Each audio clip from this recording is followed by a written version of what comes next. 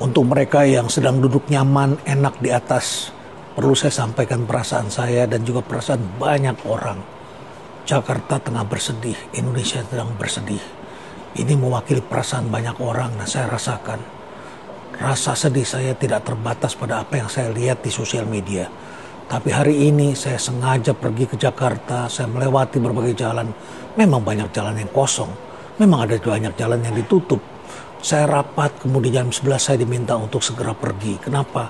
Karena gedung sebelah, satu lembaga milik pemerintah, aparat keamanan sudah melakukan barikade. Mereka takut di demo besar.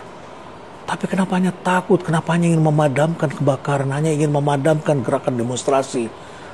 Persoalannya ada di akar, jangan menuju ke atas dulu. Di akar itu persoalan kalau tidak diselesaikan akan tereskalasi. Sadar gak sih kalian bahwa ini sudah jadi masalah? Masalahnya pejabat yang ngomong sembarangan. Soal tanah mau disita, soal uang tabungan kemudian dibekukan di rekening. Ini gimana sih? Seperti gak ngerti masalah. Kalau judi online itu kan gak mungkin dananya diendapkan. Kalau mereka bandar itu uangnya cepat diambil. Tapi dibekukan seperti itu. Lalu kemudian kita lihat lagi, katanya beras itu surplus di Indonesia. Tapi harga beras naik. Ini situasi tahun 98 itu seperti itu. Harga beras naik, pengangguran marak, lalu kemudian gak lama lagi itu mata uang terjadi pergeseran. Lalu masyarakat semakin menderita. Pajak lagi. Sekarang bisnis online kena pajak, ini kena pajak, apa-apa pajak. Ampun deh, pimpinan daerah juga gak mau mikir. Langsung naikkan ratusan persen, bahkan ada yang 1000%. Ini kan melukai perasaan rakyat. Apa nggak tahu rakyat lagi susah? Lalu kemudian ini juga LMKN ngomong lagi bahwa suara burung aja akan dikenakan royalti dan sebagainya. Oh ya, kalau ngomong punya perasaan, jangan sembarangan, jangan hanya merasa tertulisnya begitu, ngomong juga begitu. Karena kalian semua bicara sembarangan dan berbuat sembarangan. Lalu para politisinya di DPR, apa yang terjadi? Mempertontonkan tentang dapat fasilitas dan uang semewah dan segampang itu. Sementara guru, dosen, apa sih yang didapat? Petani malah dikenakan pajak. Dan sekarang masyarakat mulai sadar bahwa mereka itu dibayar oleh masyarakat. Nah, kalau sudah begini gimana?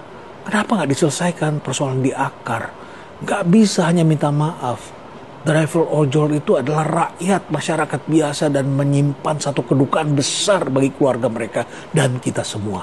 Tapi ada kesenjangan antara para elit politik dengan masyarakatnya.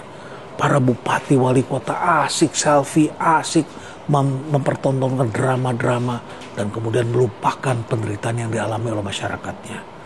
Kalau persoalan ini tidak diselesaikan di akar, maka terjadi apa yang disebut sebagai problem escalation. Eskalasi masalah yang naik terus ke tangga eskalasi sampai mencapai puncaknya. Lalu membuat kita semua jadi susah. Susah. Hari ini saya jalan-jalanan memang kosong. Tapi itu mewakili keresahan masyarakat. Orang semuanya membatalkan, semuanya mengunjingkan. Semuanya kembali ke depan rumah. Tiba-tiba semua ingin melihat televisi, ingin melihat berita. Tapi kemudian berita juga ada yang disensor, dilarang diedarkan dan sebagainya. Gimana sih ini? Orang-orang yang mempertontonkan arogansi itulah yang harus diselesaikan masalahnya. Dan juga harus ada pejabat yang di atas yang bertanggung jawab. Harus ada orang yang dicopot. Jangan apa-apa selalu menyalahkan yang di bawah.